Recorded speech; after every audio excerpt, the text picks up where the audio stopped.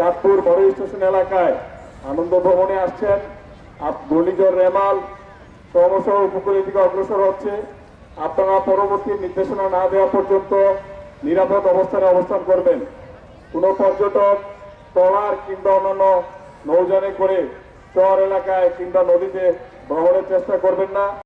ঘূর্ণিঝড় রেমাল মোকাবেলায় চাঁদপুর মেঘনা নদীর উপকূলে নৌ পুলিশের পক্ষ থেকে সচেতনতামূলক মাইকিং করা হয়েছে। তাই চাঁদপুর লঞ্চ টার্মিনাল, পর্যটন এরিয়া, ত্রিনদীর মোহনা, মোল্ডহেড, মিনি কক্সবাজার, নদী তীরবর্তী বাসিন্দা ও চরাঞ্চলের জনসাধারণকে চাঁদপুর নৌ থানার পক্ষ থেকে সচেতন করার লক্ষ্যে মাইকিং করা হয়।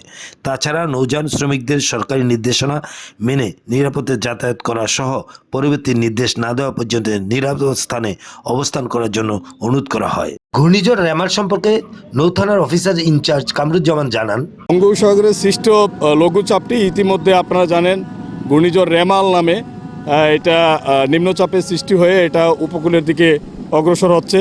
তো আমরা নৌ পুলিশ চাঁদপুর অঞ্চল আমরা এই ব্যাপারে সতর্কতামূলক কার্যক্রম গ্রহণ করেছি। আমরা মাইকিং করে উপকূলে তীরবর্তী লোকজনকে, নদীর তীরবর্তী লোকজনকে এবং পর্যটকদেরকে সতর্ক করছি তারা যেন কোনো অবস্থাতে ঝুঁকি নিয়ে নদীতে ভ্রমণ না করে, এবং আমরা সতর্ক অবস্থানে রয়েছি যাতে কোনো পর্যটক কিংবা কোনো লোকজন যদি কোনো বিপদে পড়ে তাহলে আমরা যেন তাদেরকে তাৎক্ষণিকভাবে উদ্ধার করতে পারি। আমাদের এই উদ্ধার কার্যের লক্ষ্যে আমাদের সর্বাত্মক প্রস্তুতি রয়েছে।